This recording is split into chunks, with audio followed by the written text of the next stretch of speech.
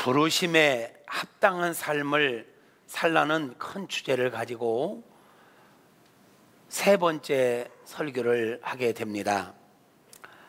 하나님께서는 저와 여러분을 분명한 목적을 가지고 부르셨다라고 말씀을 드렸습니다.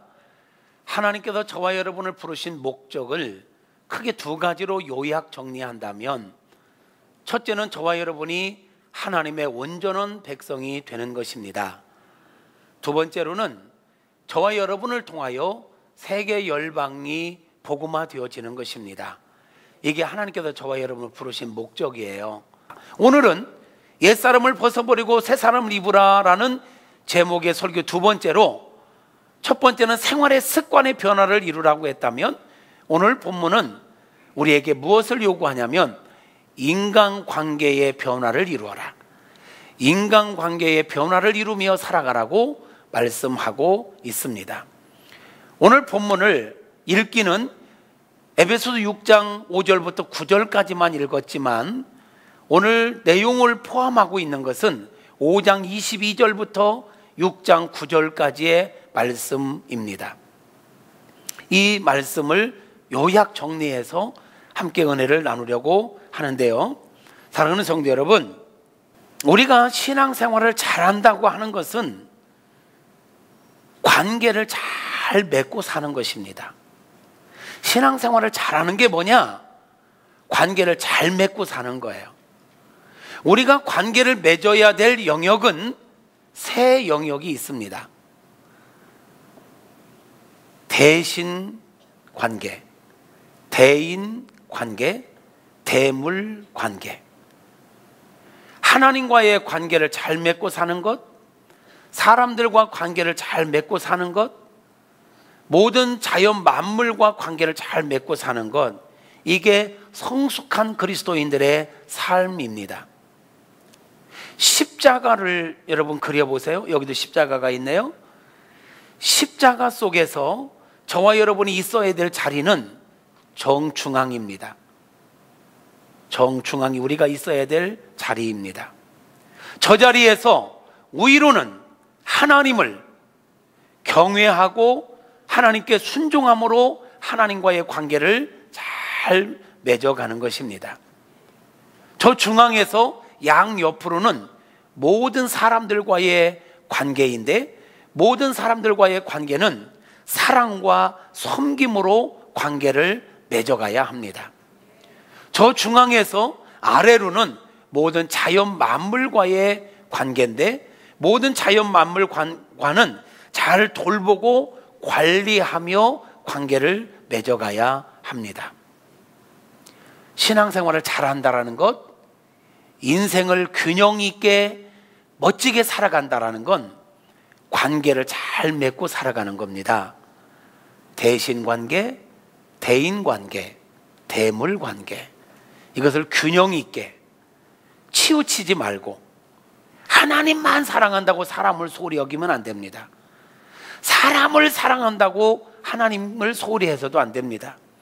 자연을 보호한다고 하나님과 사람을 소홀히 여기면 안 됩니다.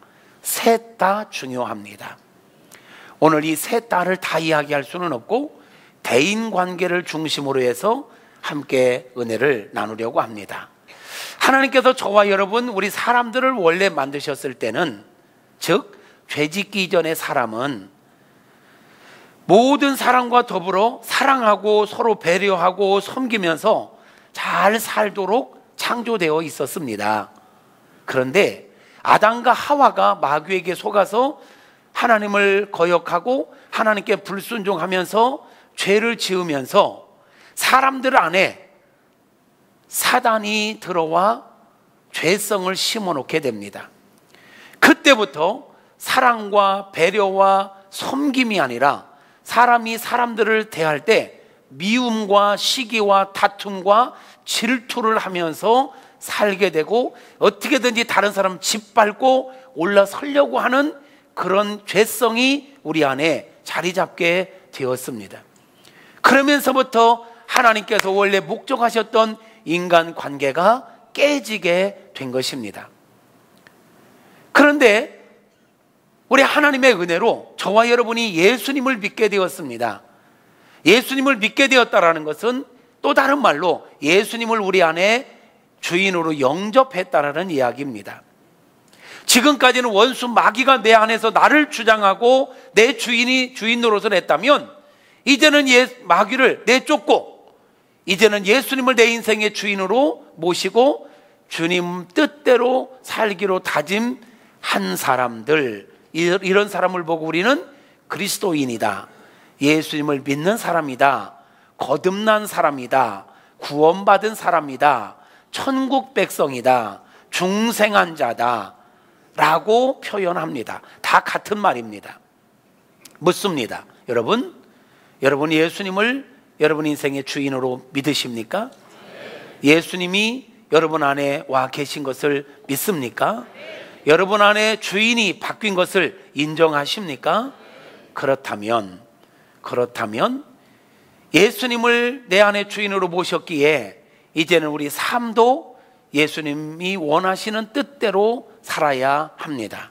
그런데 안타깝게도 우리가 예수님을 믿음으로 내 속사람은 변화되었는데 내 겉사람은 옛날에 살던 습관이 아직도 몸에 배어 있어서 본의 아니게 행동이 먼저 나가고 잘못된 습관이 내 삶을 지배할 때가 참 많이 있습니다.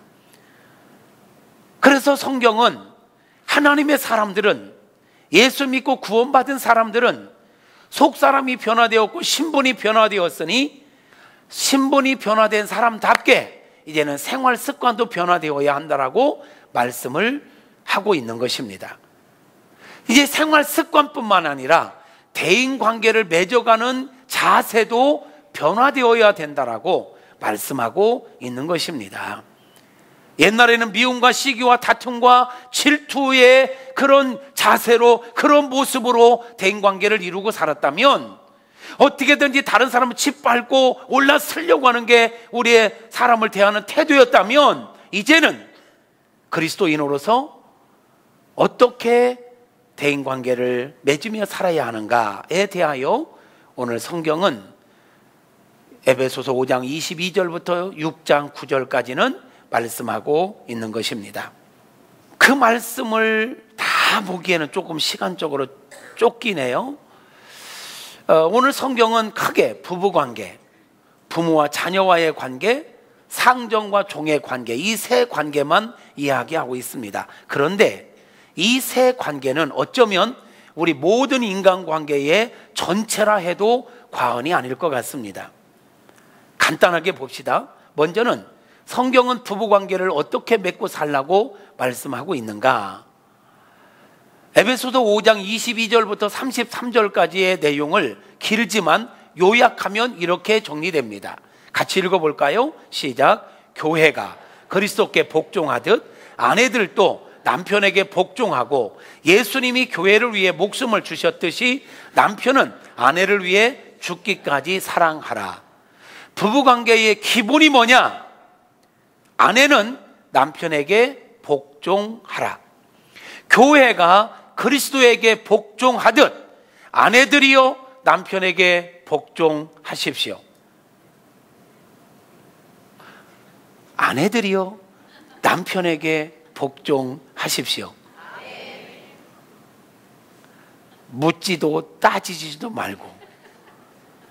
성경입니다. 목사님, 지금 시대가 어느 시대인데 여자가 남편에게 무조건 복종합니까? 우리는 시대를 쫓는 사람들이 아닙니다. 풍조를 따르는 사람들이 아닙니다. 하나님의 말씀을 따르는 사람들입니다. 아내들이요, 성경은 남편에게 복종하라고 말씀하고 있습니다. 아멘 소리가 갈수록 작아집니다.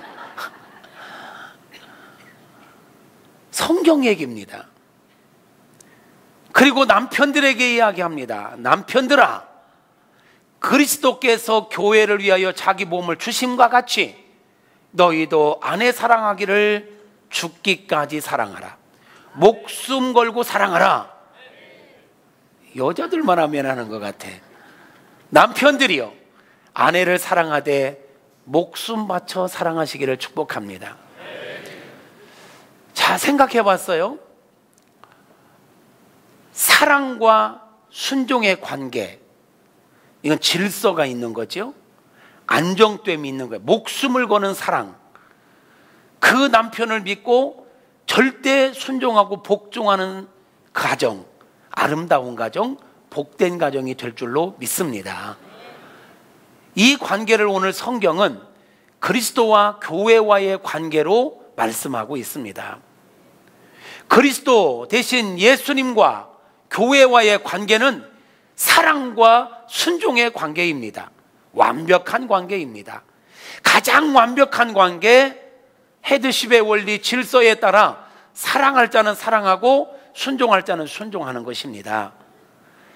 부부 관계가 바로 이러해야 된다라고 말씀하고 있는 것입니다. 그 다음에 부모와 자녀와의 관계는 이렇게 말씀합니다. 6장 1절부터 4절까지가 부모와 자녀와의 관계인데 그 말씀을 요약하면 이렇습니다. 시작. 자녀들은 주 안에서 부모에게 순종하라. 부모는 주의 교훈과 훈계로 양육하라. 여러분, 자녀의 자세는 부모님께 순종하는 데 있습니다. 자녀들이 부모님께 순종하지 않으면 다른 것은 기대할 게 없습니다. 가장 기본적인 자세가 순종입니다. 우리 부모들 기억하셔야 합니다. 자녀를 어떤 자녀로 키워야 되느냐? 부모님의 말씀에 절대로 순종하는 자녀로 키워야 합니다. 오늘날 이 사회 문제의 원인을 저는 어디에서 찾느냐면 자녀들을 부모님께 순종하지 않는 자녀로 만드는 데서부터 모든 문제가 시작됐다라고 저는 믿는 사람입니다. 부모님의 권위가 없어요. 부모님의 권위를 자녀들이 인정하지 않아요. 그러면 부모님의 권위를 인정하지 않는 자녀가 학교 가서 선생님의 권위를 인정할까요? 선생님의 권위를 인정하지 않는 자녀들이 교회에 와서 목회자의 권위를 인정할까요? 않습니다. 사회의 권위를 인정할까요? 질서, 도덕의 권위를 인정할까요? 않습니다. 인간 교육의 가장 기본은 부모님들이 자녀들로 하여금 순종하는 자녀로 만드는 것부터 시작되는 것입니다. 부모님에게 순종하는 자녀는 선생님께도 순종할 줄 압니다. 목회자에게도 순종할 줄 압니다. 모든 권위에 순종할 줄 압니다. 그런데 부모님의 권위를 인정하지 않고 부모님께 순종하지 않는 자녀들은 다른 거 기대할 게 없습니다. 절대로 순종하는 자녀로 키우실 수 있기를 축복합니다. 우리 자녀들이 기죽을까 봐 야단 안 친다고요? 기죽어야 합니다. 요즘 이놈들이 기가 너무 살았어요. 기가 너무 살아서 부모님의 권위를 인정하지 않아. 선생님의 권위를 인정하지 않아. 그래서 선생님한테 한번 혼나면 선생님 따지고 선생님을 때리고 이래. 이거는 소망이 없는 거예요. 소망이 없는 거예요. 소망이 없는 거예요. 자녀들이 부모님이 무엇을 말씀하시든 자기가 생각하는 것과 전혀 다른, 아니 비합리적인 말씀을 하셔도 자녀들의 입에서는 먼저 어떤 대답이 나와야 되냐면 네 알겠습니다 어머니, 네 알겠습니다 아버지 라는 대답이 나와야 돼요. 전혀 다른 이야기를 하셔도 네 알겠습니다 이 대답을 하게 만들어야 돼요.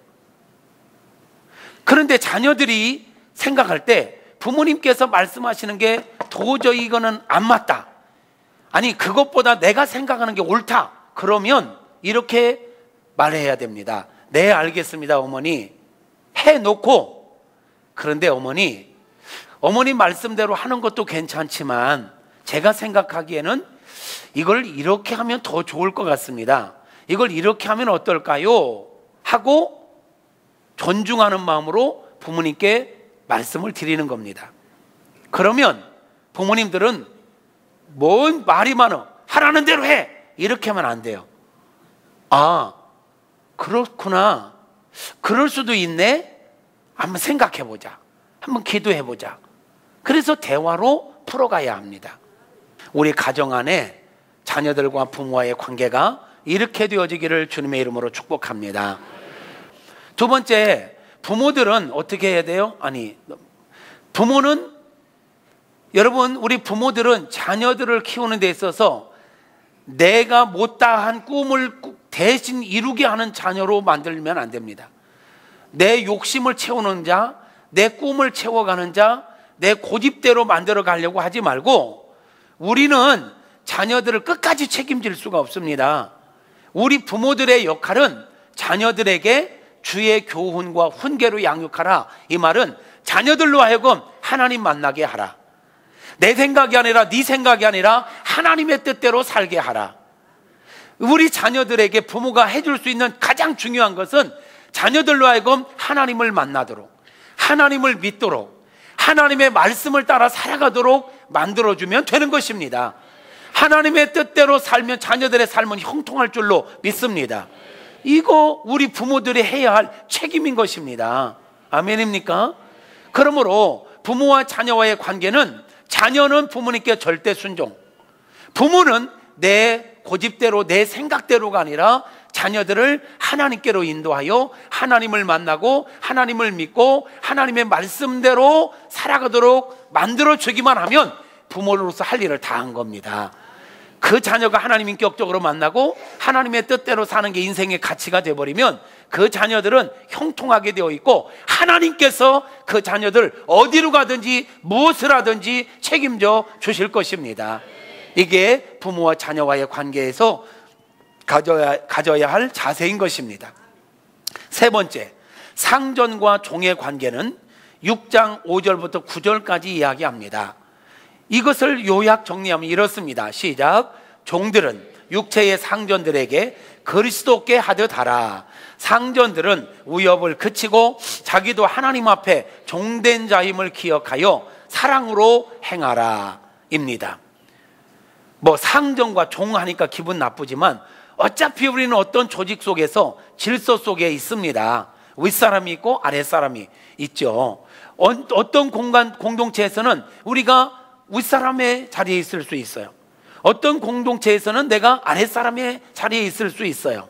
이럴 때 우리는 어떤 자세를 취해야 하는가? 아랫사람으로 있을 때 윗사람들의 지시에 적극적으로 반응하고 눈가림만 하지 말고, 사람이 볼 때는 잘하고 안 볼 때는 뺀질대는 사람은 아주 기본이 안 된 사람입니다. 근데 많은 사람들이 그래요. 상사가 지켜보는 가운데서는 너무너무 잘해. 그런데 지켜보는 이가 없으면 시간만 때워. 이건 아주 안 좋은 거죠. 우리는 사람이 보든지 보지 않든지, 인정해주든 인정해주지 않든 내가 할 일을 정확하게 알고 내가 할 일을 완벽하게 해내는 책임감이 있는 사람이 되어야 합니다. 그리고 상사가 윗사람이 마음에 안 들어도 그 사람이 시키는 거 내가 마땅히 해야 할 일이라면 그것을 하되 죽게 하듯 하라. 어떤 사람들은 마땅히 해야 할 일인데 그 사람이 마음이 안 들어서 안 해. 이것 또한 옳지 않습니다. 사람이 마음이 안 들어도 내가 해야 할 일은 해야 하는 것입니다. 그러므로 우리는 여기서 종들은 육체의 상전들에게 그리스도께 하듯 하라, 주님께 하듯 하라는 거예요. 윗사람을 주님 대하듯이 대하는 저와 여러분이 되어지기를 축복합니다. 그리고 윗사람들은 아랫사람을 대할 때 군림하려고 하지 말고, 그냥 짓밟으려고 하지 말고, 무시하지 말고, 인격적으로 막 모독하지 말고, 우리도 하나님 앞에서 종된 자고 나도 누군가 앞에서는 또 아랫사람이잖아요. 그 입장을 생각해서 존중하고 배려하고 섬기고, 그 또한 주님을 그리스도께 하듯 그 아랫사람을 주님 대하듯이 겸손함으로 대하는 좋은 윗사람이 될 수 있기를 축복합니다. 이것이 인간관계를 맺어가는 자세예요. 우리 그리스도인들의 자세. 이런 자세만 가지면 갑질이라는 게 없어지지 않겠습니까? 이런 자세를 가지면 세상이 보다도 따뜻해지지 않겠냐고요. 성도 여러분, 여기서 이 세 관계에서 핵심이 있습니다. 반복되는 핵심 단어가 있는데, 주 안에서 그리스도께 하듯 하라, 주님께 하듯 하라, 이런 단어. 자, 여러분 저 보세요. 지지난주에도 우리의 생활 습관을 바꿔라 했어요. 오늘도 대인관계는 이렇게 이루어 가야 된다라는 것을 말씀을 드리고 있는데, 우리의 힘과 우리의 노력만 가지고는 안 됩니다. 그리고 성경에서 이런 말씀들을 할 때 네 힘으로, 네 노력으로 그렇게 변화되어야 돼. 그래서 도덕적인 사람이 돼야 돼. 그래서 윤리적인 사람이 돼야 돼. 그래서 착한 사람이 돼야 돼 라고만 이야기한다면 우리 기독교가 다른 종교와 다를 게 뭐 있겠어요? 성경에서 이렇게 변화되어야 합니다, 이렇게 살아가야 됩니다 할 때는 유교에서 이야기하는 바 도덕군자가 되라는 얘기가 아니고, 내 힘과 내 노력만 갖고 되라는 얘기가 아니에요. 내 힘과 내 노력만 갖고는 한계가 있습니다. 언제나 베이스에 깔려있는 게 뭐냐면, 네가 내 말을 듣고 그렇게 하려고 하면, 그런 사람으로 살아가려고 결단하면 내가 도와주리라, 내가 도와주리라, 내가 책임져 주리라, 이거예요, 이거. 그래서 이 관계 속에서 때로는 남편이 정말 남편의 하는 말에 복종하기가 정말 싫을 수 있어요. 어떤 분이 그래, 남편에게 복종해라, 그리스도께 하듯 해라 그랬더니, 주님 같아야 복종하지요. 그래, 남편이 주님 같아야 복종하지요. 주님 같지 않은 거 하나님도 알아요. 그런데도 그렇게 말씀하시는 것은, 남편이 주님 같지 않지만 네가 주님께 하듯 하면 내가 책임져 줄게. 주님을 대하듯 대하면 주님이 우리 인생을 책임져 주시는 것입니다. 할렐루야. 직장에서 윗사람이 정말 아닐 수 있어요. 그런데 어떻게 그리스도께 하듯 하냐고요? 그 사람 볼 때는, 그 사람을 보고는 그렇게 못하지만 주님의 명령이잖아요. 주님의 뜻이잖아요. 그래서 주님의 뜻 앞에 순종하는 마음으로 주님께 하듯 하면 주님이 나를 책임져 주시는 거예요. 그렇게 하면 주님이 그 사람을 바꿔주시든, 아니면 도저히 내가 그렇게 함에도 불구하고 그가 받을 그릇이 안 되면요, 내가 순종한 거 내게로 100배로 돌아와서 내게 복이 되는 줄로 믿습니다. 이게 성경이 이야기하는 인간관계의 자세라는 거예요. 핵심은 주 안에서 그리스도께 하듯, 주께 하듯, 주님께 하듯. 그러므로 이거는 주님의 뜻이니까, 주님을 사람을 믿는 게 아니라, 사람을 바라보는 게 아니라 주님을 바라봄으로 할 때 그에게 복이 될 수도 있고, 안 되면 내게 복이 될 수 있다. 아멘. 사랑하는 성도 여러분, 우리 교회 연구표를 보면 두 번째가 사람들을 행복하게 하자. 이게 우리 삶의 가치가 되기를 원하는 것입니다. 위로는 하나님을 기쁘시게 하고, 옆으로는 어떻게 하면 이용해 먹을까가 아니라, 바랄 게 아니라 어떻게 내가 도와서 행복하게 해줄까를 생각하는 게 우리 라이프 스타일이기를 소망하면서 이 표를 걸은 겁니다. 표어가 그냥 구호로 끝나지 않고 우리 삶의 습관이 되어지기를 바랍니다. 삶의 가치가 될 수 있기를 주님의 이름으로 축복합니다. 지금까지는 어떻게 살았던지 간에 이제부터는 바라고 감독하고 군림하는 배필이 아니라 돕는 배필이 됩시다. 상대를 이용해 먹는 자가 아니라 동역하는 자가 됩시다.